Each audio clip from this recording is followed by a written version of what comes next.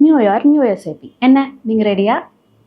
இந்த year first salary to first crore இலக்கு 1 கோடியை நீங்கள் அடைய எவ்ரி மந்த் ஒரு வெபினார் உங்களுக்காக நாங்கள் கண்டக்ட் பண்ணுறோன்றது எல்லாருக்குமே தெரியும். ஸோ உங்கள் 1 crore ஜேர்னிக்கான first webinar new year new SIP start 2026 right coming Saturday நடக்க போகுது. இந்த வெபினாரில் ஃபினான்ஷியல் பிளானர்ஸான நிருப்பமா அண்ட் கிஷோர் 2026 நீங்கள் எஸ்ஐபி எப்படி ஸ்டார்ட் பண்ணுறதுன்னு டிஸ்கஸ் பண்ண போகிறாங்க. ஈவன் தோ நீங்கள் சின்ன அமௌண்ட்டில் உங்கள் எஸ்ஐபியை ஸ்டார்ட் பண்ணாலும் சரி.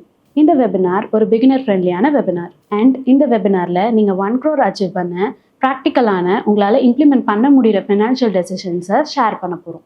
ஸோ 2026 இன்வெஸ்ட்மெண்ட் ஜேர்னியை ஸ்டார்ட் பண்ண போகிறேன்னு சொல்கிற எல்லாரும், இன்வெஸ்ட்மெண்ட்ஸ் பற்றி எனக்கு பெருசாக ஐடியாவே இல்லைன்னு சொல்கிற எல்லாரும் கண்டிப்பாக இந்த வெபினாரை அட்டென்ட் பண்ணணும். மறந்துடாதீங்க, கம்மிங் சாட்டர்டே 10 AM. வெபினாரோட ரெஜிஸ்ட்ரேஷன் லிங்க் டிஸ்கிரிப்ஷன் அண்ட் பயோவில் இருக்குது. இப்போவே ரெஜிஸ்டர் பண்ணுங்கள், வெபினாரில் மீட் பண்ணலாம். ஜுவல்லரி ஸ்டாக்ஸில் என்ன ரிஸ்க்? சமீப நாட்களில் எல்லாருமே கல்யாண் ஜுவல்லர்ஸ் ஸ்டாக் ப்ரைஸை பார்த்துக்கிட்டே இருக்கீங்க. இதுபோல் நிறைய ஜுவல்லரி கம்பெனி ஸ்டாக் ப்ரைஸை நீங்கள் பார்த்துக்கிட்டு இருப்பீங்க. ஜுவல்லரி ஸ்டாக்ஸில் இருக்கக்கூடிய மிக முக்கியமான ரிஸ்க் என்ன அப்படின்னு கேட்டிங்கன்னா, அது தங்கம், வெள்ளி ஆகியவற்றினுடைய விலை. அடுத்தது,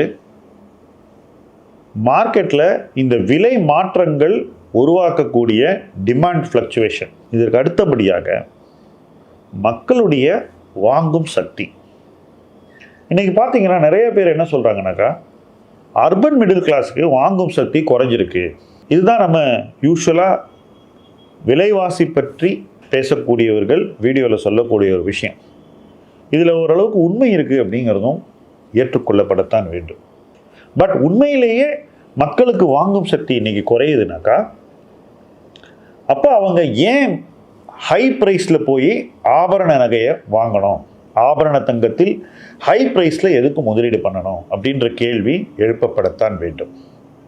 இன்னொரு விஷயம், இன்னைக்கு ஜுவல்லரி வாங்குறவங்க யோசிக்காமல் செய்யக்கூடிய ஒரு விஷயம் என்னென்னா, சில ஆண்டுகளுக்கு முன்னாடி விலை பாதி இருந்து தங்கம் விலை, இப்போ இந்த பாதி விலை இருந்தபோது ஒரு கிராமுக்கு நீங்கள் கொடுத்த செய்கூலி சேதாரம் ரூபாய் அளவில் எவ்வளவு அப்படின்னு கணக்கு பாருங்க. இது இன்னைக்கு இரட்டிப்பு விலை வந்த பிறகு இந்த செய்கூலி சேதாரமின் அளவும் எப்படி கூடியிருக்கு அப்படின்னு பாருங்க. நியாயமாக இந்த செய்கூலி சேதாரம் என்பது it's a cost of labour, right? மேசிவாக பார்த்தீங்கன்னா அது லேபர் ப்ளஸ் கொஞ்சம் வேஸ்டேஜ். இப்போ லேபர் காஸ்ட்டில் நீங்கள் எதுக்கு அதை இன்ஃப்ளேட் பண்ணோம் அப்படிங்கிறது. இன்றைக்கி நிறுவனங்கள் என்ன பண்ணியிருக்காங்கன்னா, தங்க விலை ஏற்றத்துக்கு ஏற்ற மாதிரி அவங்க முதலீட்டாளர்கள்கிட்ட, நுகர்வோர்கிட்ட லாபத்தை எடுத்துக்கிறாங்க. என்னை பொறுத்த வரைக்கும் இது போட்டிச்சூழல் அதிகமாச்சுனாக்கா, டிமாண்டு குறைஞ்சதுனாக்கா குறையக்கூடும். அப்போ என்ன ஆகும்னா, ஜுவல்லரி ஸ்டாக்ஸ் சம்பாதிக்கக்கூடிய பெர் கிராம் லாபம் ரிஸ்க்குக்கு தள்ளப்படலாம். இது இந்தியாவில் நடக்க வாய்ப்பு இருக்குது. இதுதான் ஃபஸ்ட்டு ரிஸ்க். செகண்ட் ரிஸ்க்கு ஒரு ஜுவல்லரி ஸ்டாக்குடைய ஷேர் ஹோல்டிங்கில் தான் நடக்குது. இப்போ கல்யாண் ஜுவல்லர் எடுத்து, கல்யாண் ஜுவல்லரில் ஒரு குறிப்பிட்ட மியூச்சுவல் ஃபண்ட் வந்து கிட்டத்தட்ட 9% வரைக்கும் ஓன் பண்ணாங்க. இது தவிர மற்றவர்கள் ப்ரமோட்டர் ஹோல்டிங்கும் ஓரளவுக்கு ஹையாக தான் இருந்தது. இப்போ எப்போ மியூச்சுவல் ஃபண்ட் அதிகமாக ஓன் பண்ணுறாங்களோ அவங்க கொஞ்சம் விற்கணும்னு முடிவு பண்ணாலே அவங்க விற்கும்போது விலை 10% வரையும் அவங்க விற்கிறதுனாலேயே குறையும். இதுக்கு ஆங்கிலத்தில் நம்ம இம்பேக்ட் காஸ்ட் அப்படின்னு நம்ம சொல்லுவோம்.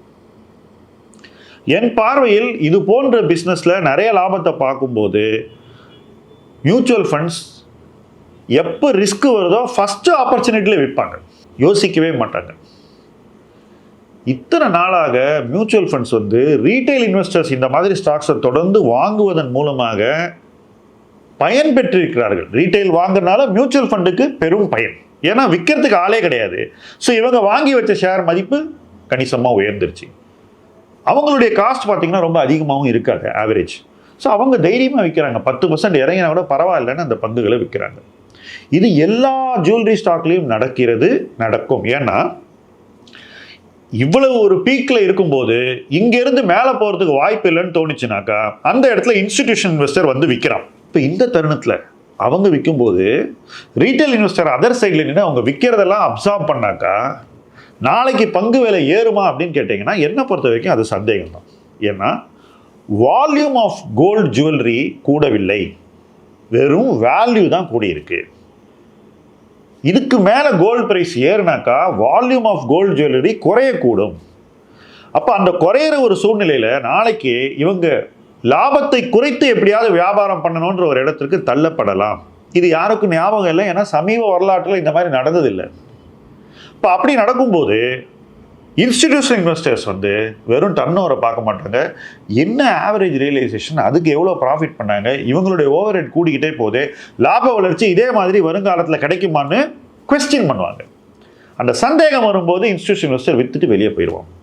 இதில் இன்னொரு விஷயம் இருக்குங்க, இந்த பங்குகளை எல்லாமே ஒரு குறிப்பிட்ட செட் ஆஃப் ஃபண்ட் மேனேஜர்ஸ் ஒரு 3-4 பேர் தான் வாங்கியிருக்காங்க, எல்லாரும் வாங்கலை. இப்போ இதில் ஒரு நபர் வெளியேறிவிட்டார், இன்னும் 2-3 பேர் பாக்கி இருக்காங்க. இப்போ இந்த 2-3 பேர் மற்ற இடங்களில் வெளியே போனாங்கன்னா இந்த ஃபண்ட்ஸில் வந்து ஒரு செல்லிங் வரும்போது நிச்சயமாக ஜுவல்லரி ஸ்டாக்ஸ் இறங்கும். ஏன்னா இவங்க விற்கிறத வாங்குறதுக்கு வேறு ஃபண்ட் மேனேஜர் உள்ளே வந்து அந்த பக்கம் நிற்க மாட்டாங்கன்னு நான் உறுதியாக நம்புகிறேன். ஏன்னா இந்த பீக்கில் போய் இந்த இண்டஸ்ட்ரியை வாங்குறதுக்கு யாரும் விரும்ப மாட்டார்கள். இதுதாங்க, மெனி இண்டஸ்ட்ரீஸ் நமக்கு பணம் பண்ணி கொடுக்கும், ஆனால் வெல்த் உருவாக்காது.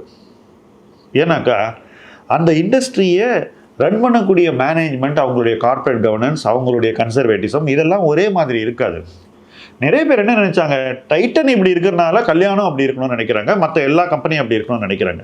பட் இது அப்படி ப்ராக்டிக்கலாக ஒர்க் அவுட் ஆகாதுங்க. ஏன்னா டைட்டன் ரன் பண்ணக்கூடிய பிரின்சிபல்ஸ் வேறு, டைட்டனுக்கு கிடைக்கக்கூடிய வேல்யூவேஷன் வேறு, டைட்டனுடைய கார்ப்பரேட் கவர்னன்ஸ் வேறு. அது எல்லாருக்கும் கிடைக்கும்னு நம்ம அசியூம் பண்ண தான் இன்வெஸ்டர்ஸ் பண்ண மிஸ்டேக். ரெண்டாவது, டைட்டனுக்கு 100 PE வந்ததுனால மற்றவங்களுக்கு 50 PE வரலான்னு நம்ம தாராள பிரபுவா மாறிட்டோம். அந்த தாராளம் இந்த மாதிரி மார்க்கெட்டில் நிற்காது. எவ்வளவுதான் உங்களுக்கு இன்ஃப்ளூயன்சர்ஸ் சொன்னால் கூட ஒரு மியூச்சுவல் ஃபண்டு வந்து விற்கும்போது இந்த பக்கம் ரீட்டைல் இன்வெஸ்டர் நின்னாக்கா என்ன நடக்கும்? It is a battle of unequals. கிட்டத்தட்ட லகான் கிரிக்கெட் மேட்ச் மாதிரி தான் இருக்கும். ஆனால் சினிமாவில் தான் லைட்டர் ஸ்மாலர் பீப்புள் வந்து சக்தி வாய்ந்தவனை தோக்கடிப்பாங்க. ஸ்டாக் மார்க்கெட்டில் இது நடக்கவே நடக்காது.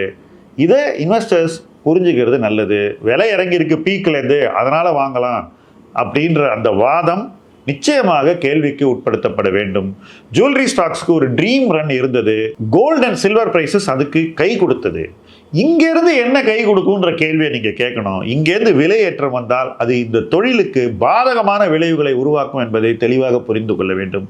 ஸோ இன்னைக்கு காஷியஸாக இருக்க வேண்டிய ஒரு காலச்சூழல் இருக்கும். ஜுவல்லரி ஸ்டாக்ஸில் விலை மறுபடியும் எங்கே போய் செட்டில் ஆக போகுது, அன்னைக்கு ஆபரண தொழில் எங்கே இருக்க போகுது, டிமாண்ட் எப்படி இருக்க போகுது, இது எல்லாம் நம்ம பார்க்க வேண்டியிருக்கு. என்னை பொறுத்த வரைக்கும் டெம்பரரியாக the best may well be behind for jewellery stocks.